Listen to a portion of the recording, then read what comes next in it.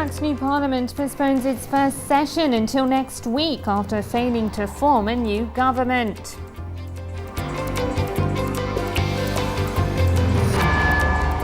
The president of Iraq's Kurdistan region says a referendum on independence will be held within months.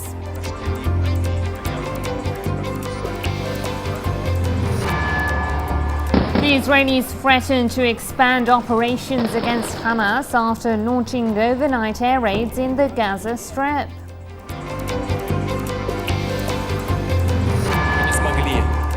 And Putin accuses Ukraine's president of shunning the road to peace after Kiev resumed its military operations against eastern rebels.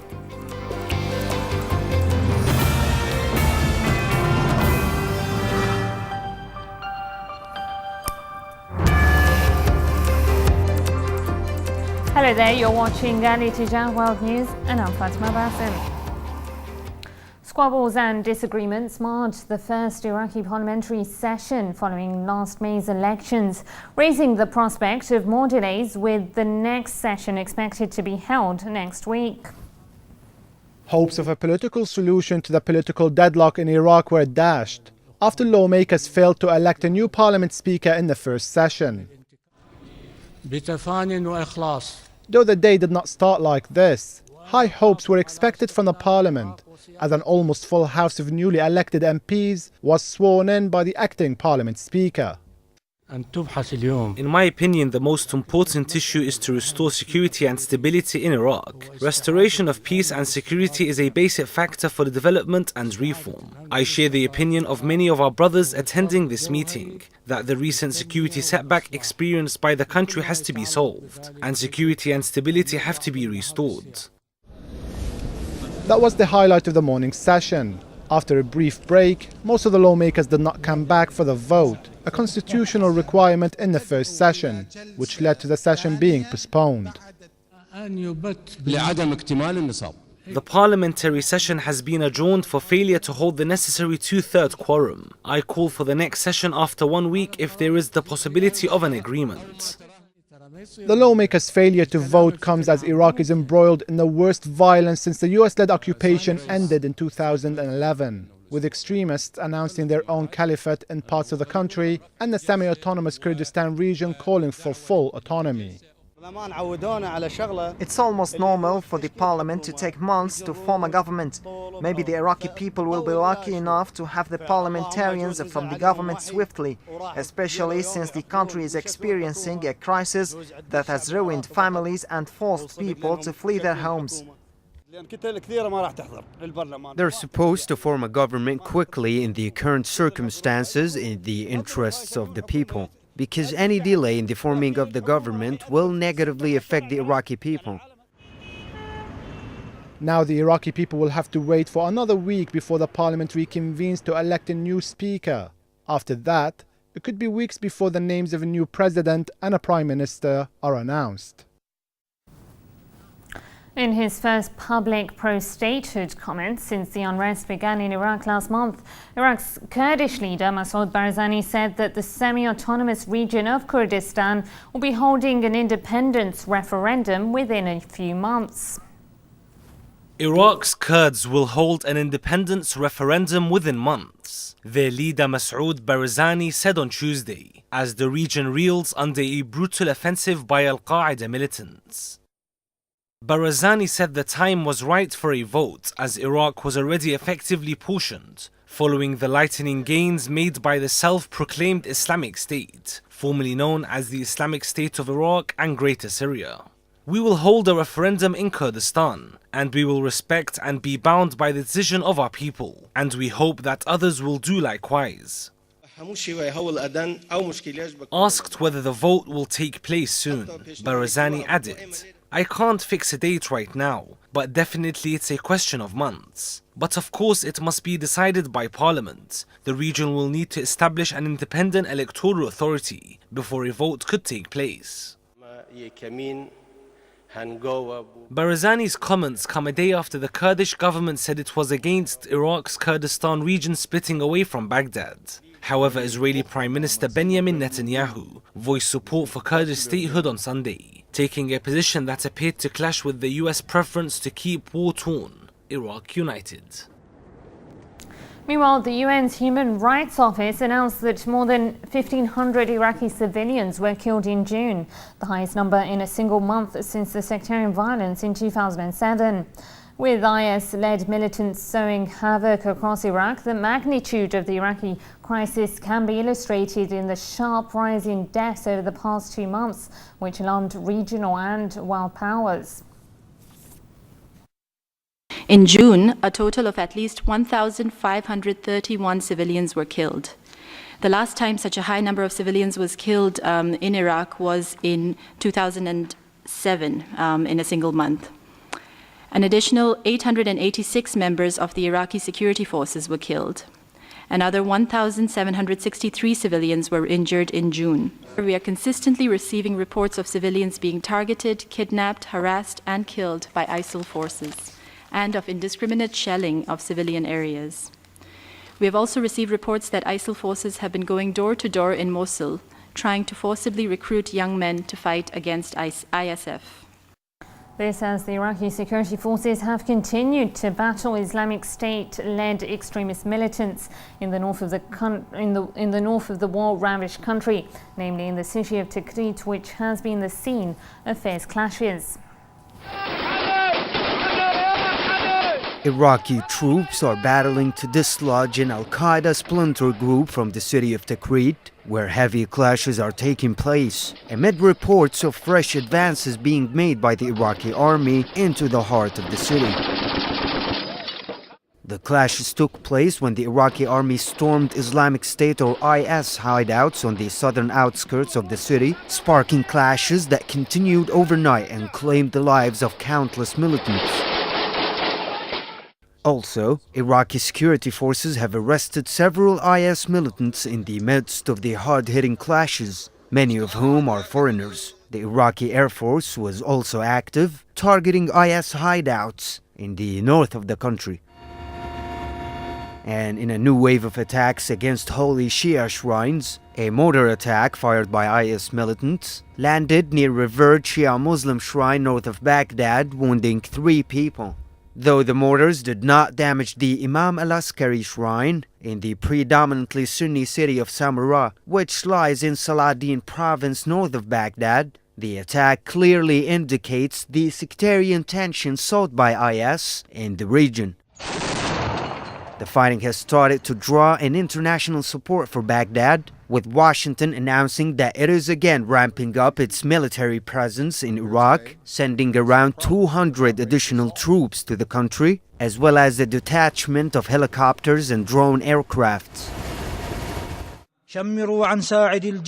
2 days ago, IS declared the establishment of an Islamic caliphate across the globe, with the group's leader Abu Bakr al-Baghdadi heading the caliphate, to whom all Muslims must pledge their allegiance to, an announcement which caused a lot of head-scratching and will only further escalate an already deteriorating security situation in Iraq and the whole region. Let's speak to our correspondent in Iraq, Mustafa Al-Qattan. Mustafa, tell us if you can update us on the latest of the Iraqi army's counter-offensive in northern Iraq. Yes, actually the Iraqi army today continues his mop-up operation in the city of Tikrit. And actually the Iraqi army now reached the city of Al-Auja, the birthplace of the former Iraqi dictator. And also the Iraqi army today launched another military operation in the southern part of Mosul city, and actually killed several militants belonging to the so-called ISIL militants. Some airstrikes occurred today in the city of Tikrit, and the result of these airstrikes actually killed the killing of 6 ISIL leaders, and actually burned some another vehicle belonging to these militants. Now the Iraqi army actually sticking their grip on the city of Tikrit, and actually according to some Iraqi top leaders, they said that the whole province of Salahuddin will be secured and fully under the Iraqi army and the Iraqi security forces control in the next few days. Today, the Iraqi army and the Iraqi government announced that another batch of the Russian fighter jets have been received from the Russian government, and it will enter the action and the military duty in the next few days. Yes. Yes, and what sort of security measures are being taken to secure the Shia shrines in the Salah ad-Din province? Well, actually, the most important Shia shrine in Salah ad-Din province are located in Samarra, which is, according to the Iraqi army and the Iraqi security forces, well secured. Actually, many of the volunteers headed to Samarra province to secure the shrine, because they consider it as their own priority is to secure that shrine in order to deprive any other bloodshed, Iraqi bloodshed, or any civil war or sectarian war. The shrines in the city of Salah ad-Din and also in Baghdad, the Iraqi security forces take tough security measures to secure the shrines and to deprive any assault led by the militants to attack these shrines or to repeat the scenario which happened in 2006-2007. Yes. All right, thank you for those updates, Mustafa Al-Qattan, our correspondent in Iraq.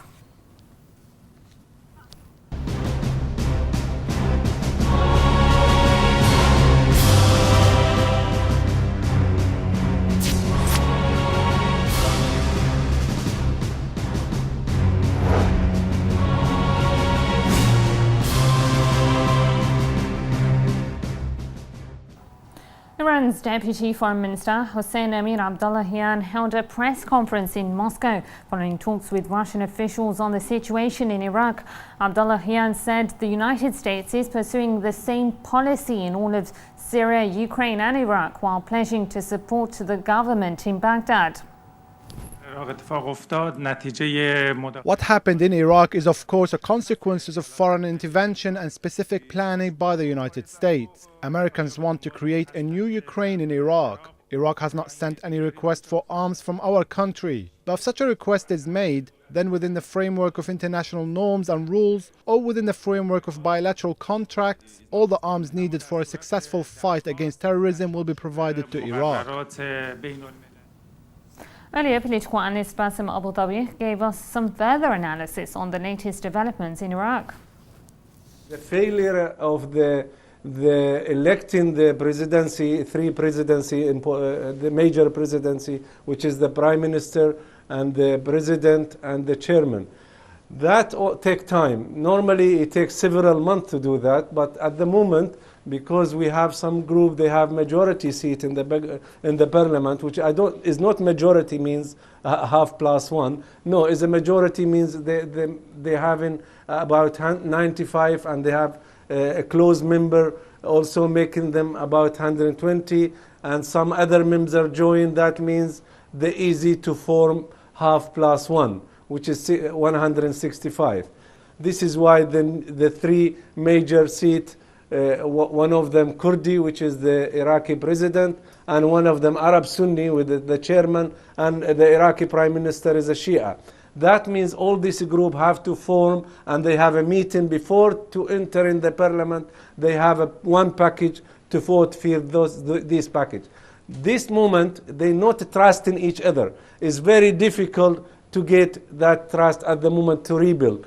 Next session, we need only not to need 2/3 of the parliament. We need only half plus, which is 165 member, to have the majority for the vote. The Kurd either in the Iraqi new political budget, or they have in their own independent. Their own independent have a lot of difficulty in the route, which is Iran. They have a lot of Kurdish. Syria they have Kurdish. Turkey they have Kurdish. That makes it their life is not easy to form their own semi-autonomous region. This put the political project. As I said at the first time I start my actually analyze, I said this will make Iraqi political project endangered, that affecting also the security in Iraq and the unity in Iraq. This moment, we are having a foreigner fighter in our region, in our country, in our city, dominating all our people. We need to make them free first. This against the civil life at the moment. But the Kurdi at the moment uses the situation and dominating Kirkuk and take over Kirkuk and put it within the Kurdistan map. That means Kirkuk is under Article 140. This means belong to Iraqi constitution law. They're not allowed to court to decide the future of Kirkuk because Kirkuk is a multicultural city. Kurd and Arab and Turkoman, Shia and Sunni, both Turkoman live. The Shia is majority in Turkey, in Kirkuk.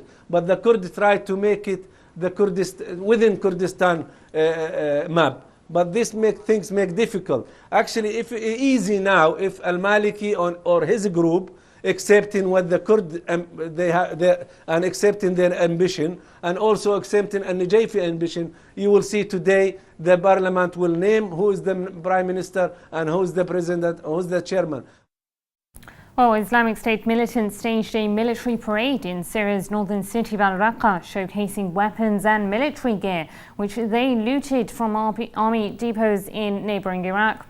Footage released online showed militants displaying a long convoy of tanks, US-made military vehicles and assorted weapons in the streets of al-Raqqa, which has been under the control of the extremist group for almost a year now. Russia has urged the members of the UN Security Council to back a draft statement barring crude oil sales by terrorist groups in Syria, including the Islamic State militants. The text voices concern over oil fields in Syria being seized by militants. The draft statement, which could be discussed in the coming days, would have to be adopted unanimously by all 15 Council members.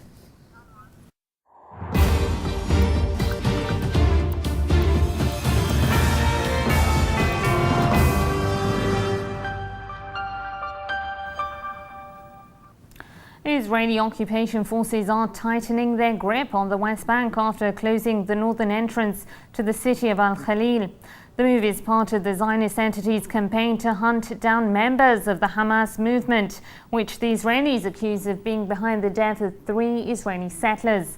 Early on Tuesday, Israeli occupation forces also demolished the homes of 2 Palestinians they saw are the main suspects in the kidnapping and killing of those 3 Israelis. Now, while the Israelis have vowed to make Hamas pay, the resistance group warned that any attacks would open the gates of hell. Israeli warplanes pounded Gaza on Monday night, hitting 34 targets across the enclave. Palestinian medics said 4 people were wounded in the southern city of Khan Yunis. Meanwhile, early on Tuesday, Israeli troops shot dead a young Palestinian during a raid in the Jenin refugee camp in the northern West Bank. If the occupiers carry out an escalation or a war, they will open the gates of hell on themselves. The disappearance and murder of the 3 Israelis is only based on the Israeli narrative, and the occupation is trying to use this story to justify its extensive war against our people, against the resistance, and against Hamas. This as global powers have been calling on both the Israelis and the Palestinians to exercise restraint. The UN warned against collective punishment, while the US called on both sides to refrain from destabilizing the situation further. We encourage Israel and the Palestinian Authority continue working together in that effort. We're engaged with both sides and continue to urge all parties to refrain from steps that could further destabilize the situation. As the Israeli people deal with this tragedy, they have the full support and friendship of the United States of America. We reiterate our call for strict adherence to international law by all relevant actors to avoid further loss of life, injuries, and negative impact on human rights. We urge all parties to refrain from punishing individuals for offenses they have not personally committed or by imposing collective penalties. China is deeply grieved over the killing of the 3 Israeli teenagers. We hope that Israel and Palestine can cooperate and find out the truth behind the incident as soon as possible. China is firmly opposed to any civilian-targeted violence. We also hope that the parties concerned can keep calm, exercise restraint, and avoid overreaction. Suhail Natur joins us from our Beirut studios. He is a member of the Democratic Front for the Liberation of Palestine. Mr. Natur, Tel Aviv hasn't given any substantial evidence over how Hamas has been involved, and it really begs the question why these kidnappings came only a short while after the Palestinian Unity Government was formed. This is the same reason why the Israelis are prolonging ex maximum how to punish the Palestinians in total. They didn't accept the Palestinians' reunification of ranks, and they want, and they said it clearly on the tongue of Netanyahu, to split again the Palestinians, and invited Mr. Abu Mazen to go back to negotiating with Israel without any results, as it happened for 21 years more. I think the Israelis didn't give even any demonstration that there is a serious accusation for Palestinians of the disappearance of these three guys. Well, it's clear there is another side of it, the embarrassment of the Israelis, how to react. The capacity militarily to react on the Palestinians is divided in many opinions with the Israelis. One, they want to take it as a pretext to go on deeply on uprooting all the forces who are against the continuity of negotiating without results. The second, especially in the West Bank, and they consider that with the ascendance of the jihadists and Islamists in the east part of the Arab world, will reach Jordan and Palestine by encouraging a lot of anti-Israeli occupation to go on movements. So that's why they want to benefit from this pretext to uproot all the capacities of the opposition, of the status quo acting. On the other hand, militarily, they feel that they have a free hand to go and tip in on Gaza. But at the same time, they know this is not an easy trip to go to Gaza. It will be not accepted by the international arena. It will be also dragging back the attention of the Arab world that the main cause is not the interfight, but the continuous Israeli occupation of Palestine. The third, that 1.5 million Palestinians in Gaza to be punished, that Gaza is not involved in the affair. Even Hamas, which is accused by the Israelis, Hamas of Gaza said clearly that they are not involved in the affair. So it will be an international not accepting the Israeli occupier to punish the whole people of Gaza. But they want to hit many targets, as they mentioned. The first wave was indicating about 34 targets. But at the same time, they know that these targets mainly are emptied by Hamas and by the other forces, afraid that they are going to be hit by the Israelis. But the main reason they want to continue hitting like this on Gaza, not only the small number of Palestinian retaliation coup, but also because the Israelis are preparing themselves to hit some heads of the Palestinian high ranking in order to say, now you Israeli settlers, you are satisfied that we made the vendetta and we killed many of the Palestinian leaders, apart from those who were under prisoning again. All right, Suhail Natur, member of the Democratic Front for the Liberation of Palestine, thank you for sharing your thoughts on this. Thank you.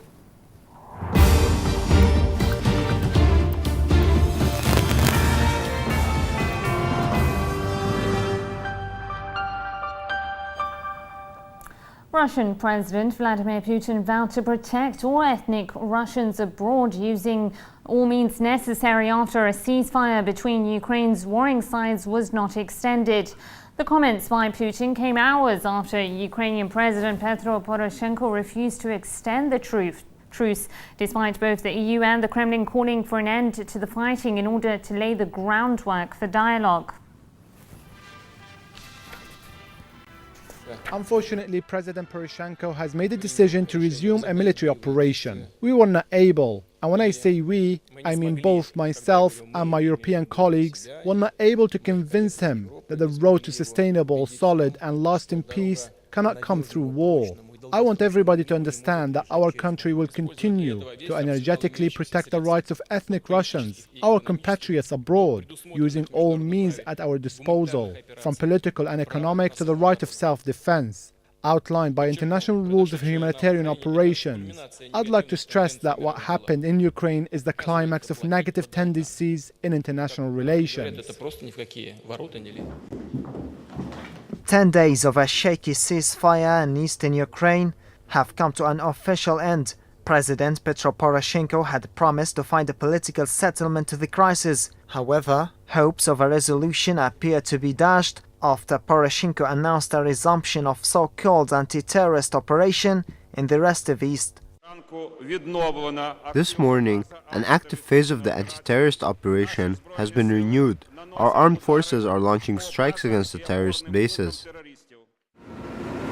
Within hours, Ukraine's military was resuming its full-scale military crackdown against rebel and civilian targets. In Kramatorsk, 4 people were killed. The minibus they were traveling in came under fire, also causing several injuries. Poroshenko has vindicated his decision by lamenting rebels' failure to eliminate what he described as terrorists, stressing at the same time that peace was his main objective. The political leadership of the separatists demonstrated unwillingness and inability to control the actions of these terrorist units. We didn't see any concrete steps to de-escalate the situation and strengthen control over the border. The decision did not come as a surprise to many, especially for pro-Russian rebels. They have always maintained they will not lay down their arms before Kiev soldiers pull out of the Donetsk and Luhansk regions. The situation now leaves Kiev's allies in the West to ponder and decide on how to deal with the escalation, which they had previously claimed the new president had come to power to alleviate. Meanwhile, Russia's UN ambassador Vitaly Churkin called for a UN investigation into claims that Kiev's troops have dropped phosphorus bombs on villages held by separatist rebels over the weekend. Allegations that government forces have used the chemical weapons against the separatists have surfaced following an attack on the village near Slavyansk. You're watching Ali Tijah World News, still to come. Tokyo undertakes a major policy shift, easing restrictions on the Japanese army to fight overseas.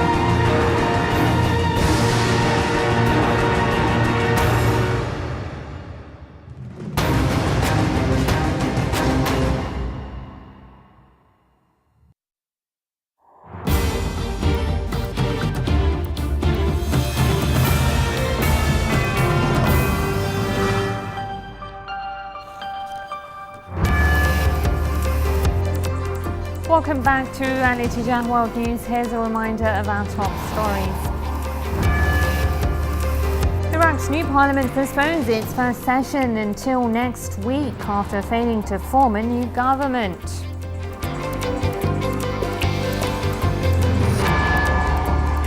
The president of Iraq's Kurdistan region says a referendum on independence will be held within months.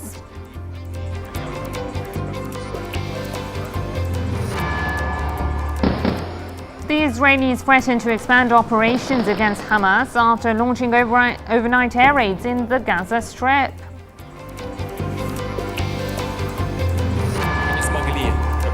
And Putin accuses Ukraine's president of shunning the road to peace after Kiev resumed its military operations against eastern rebels.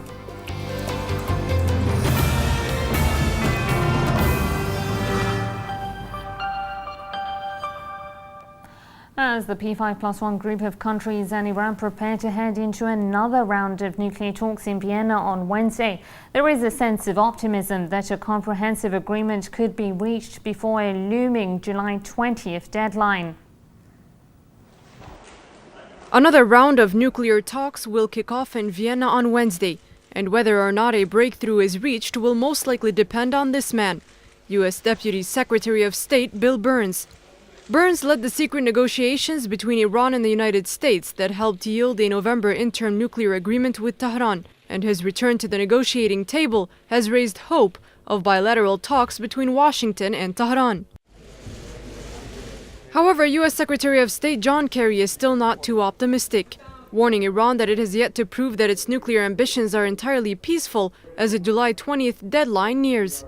In an op-ed article published in the Washington Post, Kerry was quoted as saying, "Public optimism about the potential outcome of these negotiations has not been matched to date by the positions they have articulated behind closed doors." Tehran has significantly reduced its stockpile of highly enriched uranium under the requirements of an interim nuclear deal, and denied any allegations that it aims to produce atomic weapons, saying its nuclear program was solely for peaceful purposes. The interim pact in November between Iran and the P5+1 pledged sanctions relief for Tehran in return for reining in some of its nuclear activities. However, pressure on the Obama administration and other Western powers by Zionist lobbies and Israeli politicians who have been pushing for military action against Iran has undermined efforts towards a deal. Speaking at the end of the last round of talks, Iran's foreign minister called on Western powers to commit to the negotiations. All sides need to come to the negotiating table with a view to resolving this issue, not simply to repeating their positions, because if positions were able to resolve this issue would have been resolved a long time ago. So that has been our approach. Unfortunately, that's not what we have seen from the other side. The other side, and maybe part of it is not unexpected because of the fact that the other side is consisting of several countries with different perspectives, different interests sometimes, and different constituencies to which they need to respond. And that has been the problem. The new round of talks will continue until at least July 15, dangerously close to a looming deadline. And while Tehran has so far shown its willingness to adhere to its end of the bargain, it remains to be seen as to whether the West will follow suit. The embattled Turkish Prime Minister Recep Tayyip Erdogan is set to stand for the country's presidency in the August elections. The move paves the way for Erdogan to extend his dominance over the country for at least another 5 years. Months of speculations whether Turkish Prime Minister Recep Tayyip Erdogan will run for the country's presidency have ended with an announcement confirming his candidacy. The candidate for the 12th President of the Turkish Republic is our chairman, our Prime Minister, our Istanbul deputy, Recep Tayyip Erdogan.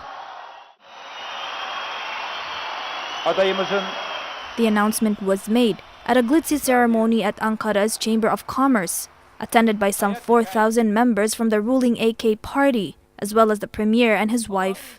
Prime Minister Erdogan vowed to work towards better standards of democracy and a place in the European Union if elected president of Turkey. During our service, we will only have one aim: to produce service for our people. If we are going to be elected, we will have to show a very different presidency in our country. We will work hard to develop the economy, to achieve better standards of democracy, and to become a member of the European Union, and to praise the Brotherhood. However, Istanbul residents gave mixed reactions to the current prime minister running for another political post. It was obvious that he would be the candidate. This is what the people were asking for, and his opponent is not a real opponent. We all want him to be the candidate. It would have been better if he wasn't a candidate. I don't really know Ekmelettin Ihsanoglu, but Tayyip Erdogan has lots of stains on him. A presidential candidate cannot have that many stains on him. I don't want him. I don't want him because of all the things that he had done so far. He will do similar things, or even more, and further polarize people. But Prime Minister Erdogan remains hugely popular despite a graft scandal. He blamed on traitors and terrorists, and is very likely to win the August vote. Should he be elected as the country's new head of state, Erdogan is said to be Turkey's longest-serving leader, extending an extraordinary 11-year period in power that has already seen him tame the military, return Islam to public life, and oversee rapid economic growth. Earlier, we were joined by Istanbul-based journalist Rajib Doran, and he said that Erdogan is likely to emerge victorious. They are saying that Erdogan will have a victory on the first tour because it will be on 10th of August, and then 25th of August will be the second tour. At the last election, his party has won only 43% of vote, which means that 57% of votes are against.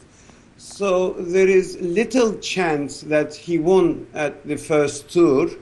And at the second tour, well, very probably the votes going to the third candidate, which is the co-president of the Kurdish party. So very probably Kurdish voters will be the key at the end of the second tour. Looking to the opposition side, well, he is the main responsible of the polarization of this case. And there is another problem about this election, because it is for the first time that Turks will go to the ballot pools for choosing the president of the republic, because before it was the parliament who was electing the president.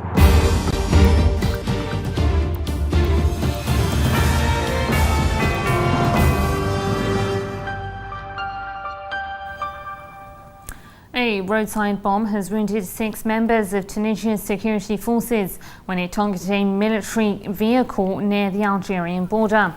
The injured included 4 soldiers and 2 members of the National Guard. The Tunisian Interior Ministry said in a statement that at the time the security forces were combing the mountains in the province of Kef in search of militants holed up in the area. Afghanistan's presidential election result has been delayed for several days as a dispute over alleged fraud threatens to derail the country's first democratic transfer of power.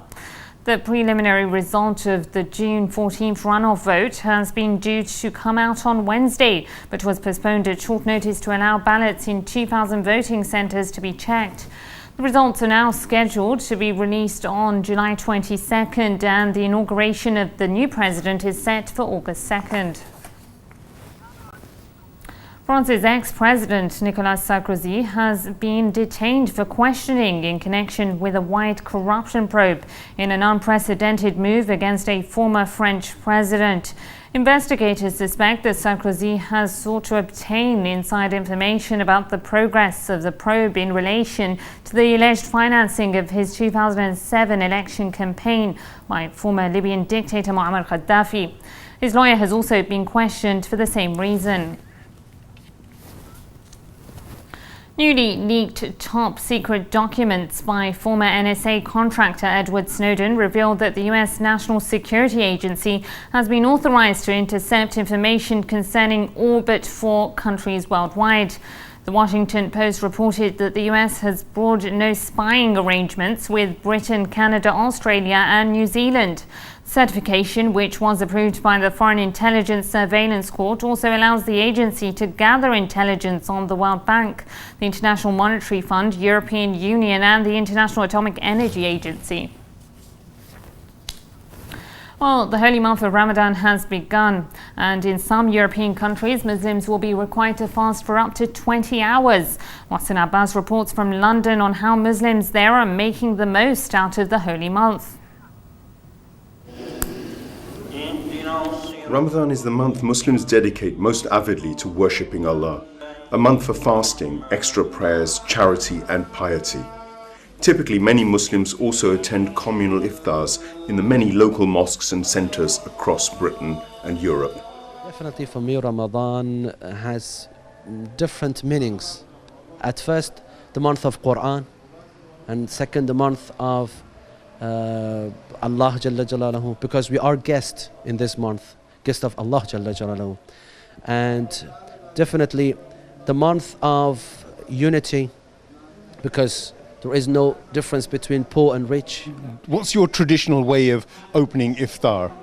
Well, first we pray, and then we have dates, and then we dua, of course, first, and then we have dates, and then we have tea if we're at home, and then slowly, step by step, we'll go through the day, and we'll sit up until the adhan, 2 o'clock, 3 o'clock in the morning.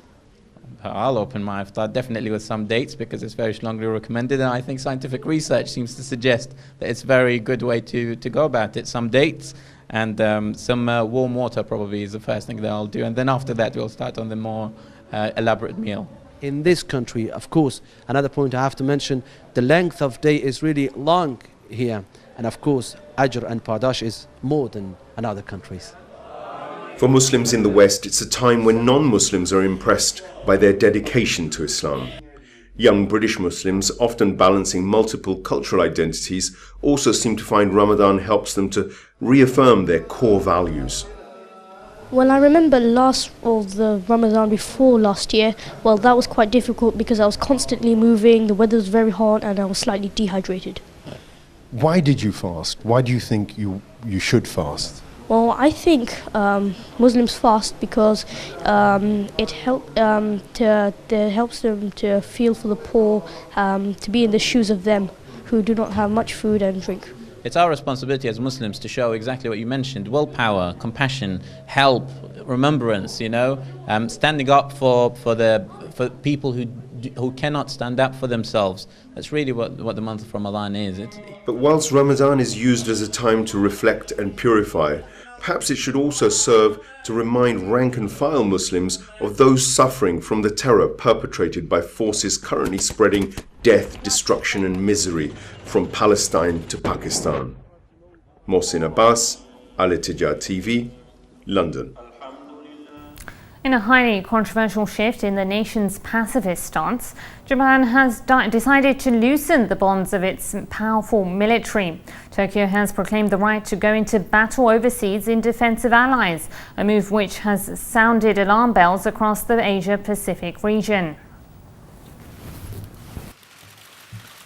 Japan has taken a historic step away from its post-World War II pacifist constitution by eliminating a ban that has kept the military from fighting abroad since 1945.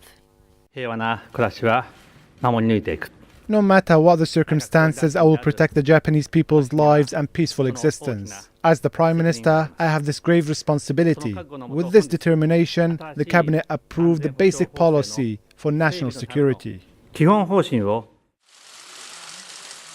The new piece of legislation is regarded as a victory for Prime Minister Shinzo Abe and is seen as the most dramatic shift in defense policy since Japan set up its post-war armed forces exactly 60 years ago. The move will significantly widen Japan's military options by ending the ban on exercising collective self-defense or aiding a friendly country under attack.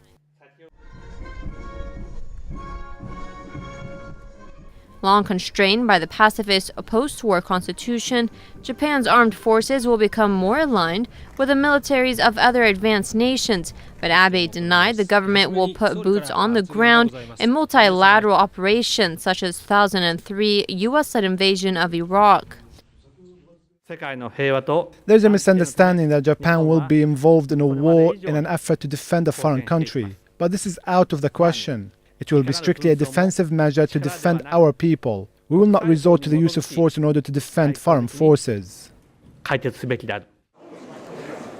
But those comments did little to comfort Beijing. In fact, the new policy has angered an increasingly assertive China that warned against the move, saying it opens the door to remilitarization of a country that is not sufficiently penitent for its actions in World War II. China opposes Japanese attempt to deliberately create China threat in order to advance its political agenda. We urge Japan to respect reasonable security concerns of its Asian neighbors, to prudently deal with related issues, not to undermine China's state sovereignty and security, and not to destroy regional peace and stability. The move has, however, received backing from Washington, which has long encouraged Japan to take on a more active role in a very lopsided defense treaty between the U.S. and Japan.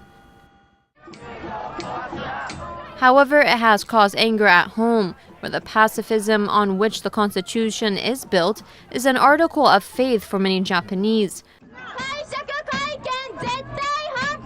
Hundreds and sometimes thousands of people have turned out to protest against the change at various demonstrations over recent weeks. Here's a reminder of our top stories. Iraq's new parliament postpones its first session until next week after failing to form a new government.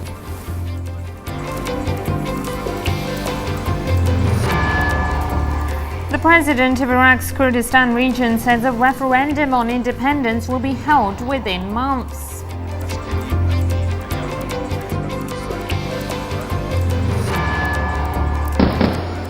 The Israelis threaten to expand operations against Hamas after launching overnight air raids in the Gaza Strip.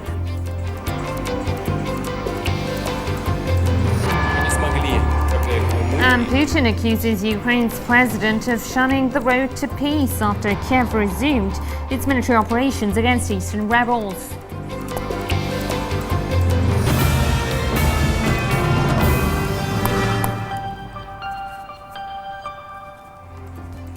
Well, that's all from me and the Al News team. Thank you for watching and good night.